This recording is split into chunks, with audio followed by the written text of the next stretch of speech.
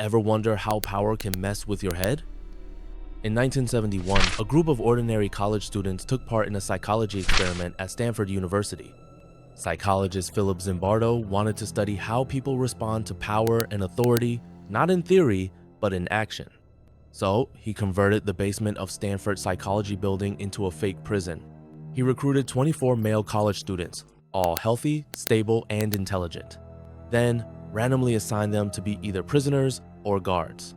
The prisoners were arrested at home without warning, handcuffed, blindfolded, searched, and brought to the prison.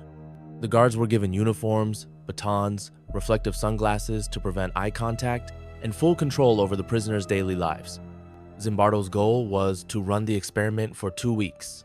But something went terribly wrong. The experiment had to be shut down in just 6 days. Those normal, everyday students started turning cruel, aggressive, and even sadistic. But why? Let's dive into it. Half of the participants were randomly made guards. The others became prisoners. As I said earlier, guards got uniforms, clubs, sunglasses, but the prisoners were given loose smocks. They got numbers instead of names and had their personal identity taken away. On day 1, everything seemed fine. But by day 2, the prisoners started to rebel, blocking their cell doors, refusing to follow orders. The guards hit back hard. They used fire extinguishers, forced prisoners to do push-ups, depriving them of food and sleep, and started isolating them in tiny dark rooms. By day 3, guards were fully immersed in their roles, becoming more aggressive and creative in their punishments. They humiliated prisoners, made them clean toilets with bare hands, or strip naked as a form of control. By day 4, some prisoners had emotional breakdowns. One was screaming, crying, and had to be removed. The guards became more aggressive with each passing day, some of them inventing new ways to humiliate the prisoners. By day 6, a visiting psychologist saw the abuse and was shocked. She told the lead researcher, "This is wrong." That's when Zimbardo finally realized it had gone too far. The whole experiment was called off. The thing is, these weren't bad people. They were regular students. But the situation changed them. Let's look at why. They got into their roles too deeply. When you're told you're a guard and you're given power, you start to act like one. Some guards copied behaviors from movies or real-life prisons. Others just went with it. They lost their identity.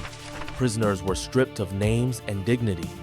Guards wore uniforms and sunglasses, hiding their faces. When people feel anonymous, they often act without guilt or consequences. Group thinking took over. The guards formed a team. So did the prisoners. This us versus them mindset made each side more extreme. It wasn't just roleplay, it became personal. No one stopped it. The lead researcher, Philip Zimbardo, was also playing the prison warden.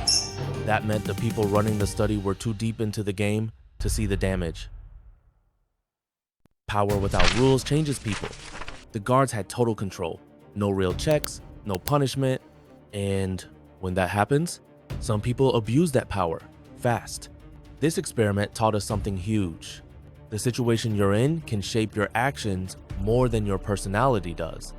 Even good people can do bad things when the environment allows it or even encourages it. This experiment is still talked about today because it shows how easy it is for power to go wrong. In war zones, prisons, workplaces, even online, you see this group versus group mentality play out. But hey, if you're still watching this video, don't lose hope. Not every participant became cruel.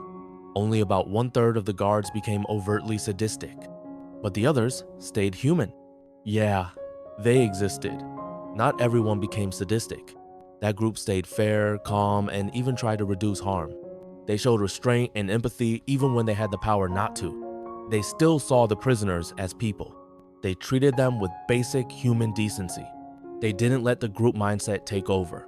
They stood apart even when it made them uncomfortable. This means even in toxic situations, personal values still matter. Not everyone loses themselves in a role. Some people hold on to who they are, no matter what uniform they wear.